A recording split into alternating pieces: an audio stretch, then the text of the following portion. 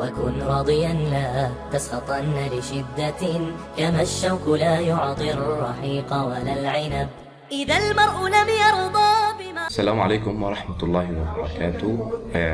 kusoo dhawaada mar kale Iman Academy oo ka barataan cilmiga kombiyuutarka. Waxaynu hore u soo aragnay EasyBoardkii oo runtii mid aad u fudud oo aad fiidiyoyadaadii sawiraantaadii iyo codkii aad dul saaraysid kaliya, balse aad uga duwan qaybtan la yiraahdo full featured mode. Full featured mode waa runtii adiga wax kasta samaysanaya, waxyaalo badan oo dheeraad ah ayaa ku jira oo aan isla arki doono runtii oo aad u fiican oo runtii noqon kara video editorka qaybta ugu muhiimsan. waayahay haddaynu eegno waxaanu gelaynaa full feature mode si aynu u ogaano muuqaalka guud ee uu ka kooban yahay full feature-ku. runtii qaybo fara badan buu ka kooban yahay oo halkan midigta aynu ka bilowno waxa halkan ku arkaysaa waa meeshaas madow. meesha madow fiidiyoyada markaad soo gelisid ayaad ka eegaysaa oo aad ka arkaysaa. halkan waa meesha laga soo geliyo media amba fiidiyoyadii codkii wixii kala duwanaa aad ku isticmaalaysay project-kaaga. marka halkan waa waxa soo gelaya waa albumkii, waa yani faylashii albumkii aad ku ridatay fiidiyoyadii codadkii iyo waxyaalihii kala duwanaa aad ku isticmaalaysay fiidiyogaaga.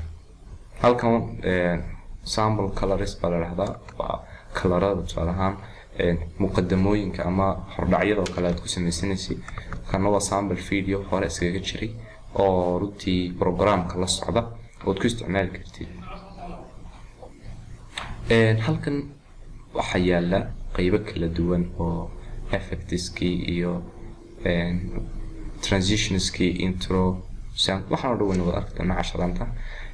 runtii halkanna waa file, waa new oo aad new halkan ka samayn kartid file cusub, mid hore oo aad hore u samaystay markaad soo fulinaysid filasha markaad kasoo dirsid open recent. qaybahaas oo dhan ayuu ka kooban yahay. halkani waa halka ugu muhiimsan oo runtii aad soo gelinaysid fiidiyoyadii iyo jarjaristii iyo habayntii halkay ka dhexdhacayso waa halkan timeline-ka. marka laba qaybood baa jira, timeline view meel la yiraahdo iyo storyboard view. marka way kala duwan saad arkaysan halkan fiidiyoyadii aad soo gelisay ayaa ka muuqanaya, balse timeline-ka iyagoo isku xiga ayaad ku arki doontaa. haddaba aynu ku horeyno qaabka aad u soo gelinaysid media. waxaan tegayaa halkan media ayaan taaganahay, ka user albumkan tegayaa, deetana waxaan oranayaa halkan waan ku dhufan karaa, halkan waan ku dhufan karaa.